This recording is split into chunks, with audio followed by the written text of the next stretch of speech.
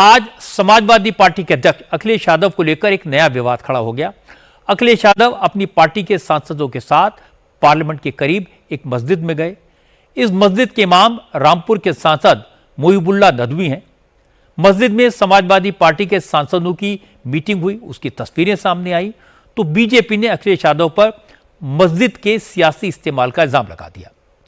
UP के deputy chief minister Keshav Prasad Maurya ने कहा, अखिलेश मस्जिद में जाने से पहले लाल टोपी के बजाय सफेद जालीदार टोपी लगा लेते तो बेहतर होता। दूसरे deputy chief minister Brajesh Pathak ने कहा, अखिलेश ने मस्जिद में मीटिंग की, इससे क्लियर है अब समाजवादी पार्टी नमाजवादी पार्टी बन गई है। बीजेपी माइनॉरिटी सेल के अध्यक्ष जमात सिद्दीकी ने कहा, मस्जिद इबादत की जगह है, इसका सियासी इस्तेमाल करके अखिलेश यादव ने मस्जिद को नापाक किया, इसके लिए उन्हें माफी मांगनी चाहिए। जमात सिद्दीकी ने कहा, मुहिबुल्लाह नदवी ने मस्जिद में पॉलिटिकल मीटिंग कराई है, इसलिए नदवी के खिलाफ भी एक्शन होना चाहिए। हर धार्मिक स्थल के अपने कोड ऑफ कंडक्ट है, उसकी आचार संहिता है।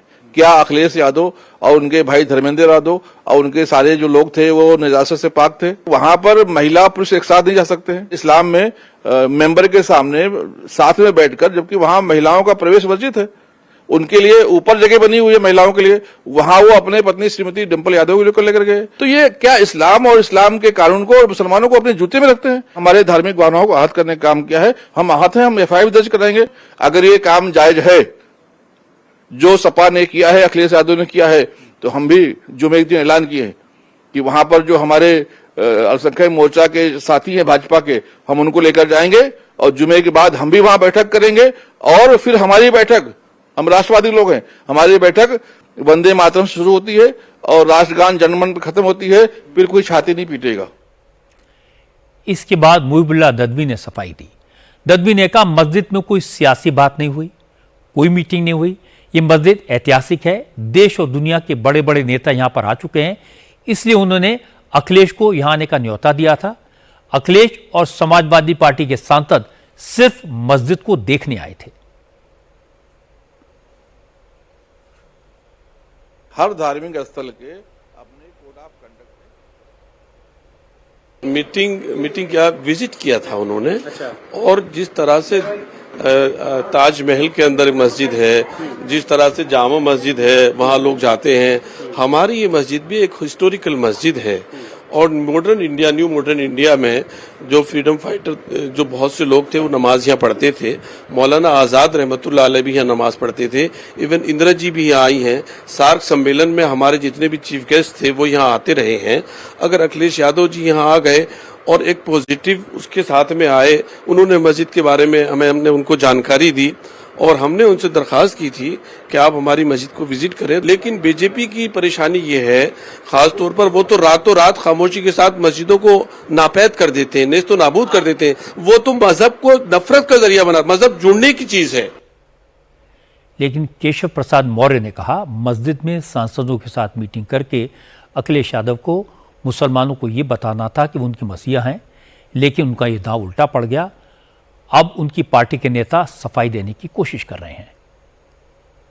इसलिए अखिलेश यादव जी अपने को दिखाना चाहते हैं कि मौलाना अखिलेश यादव हैं। तुष्टीकरण की राजनीति की पराकाष्ठा करने वाली ये समाजवादी पार्टी है और उसी का यह चरित्र है कि मस्जिद के अंदर सांसदों के साथ बैठ करके और एक यह संदेश देना कि वह मुसलमानों के बहुत बड़े मसीहा हैं।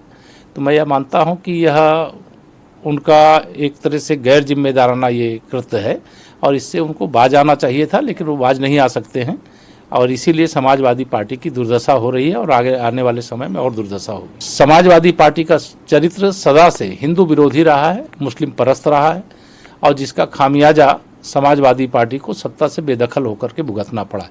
आने वाले समय में और बड़ी कीमत सपा को चुकानी पड़ेगी।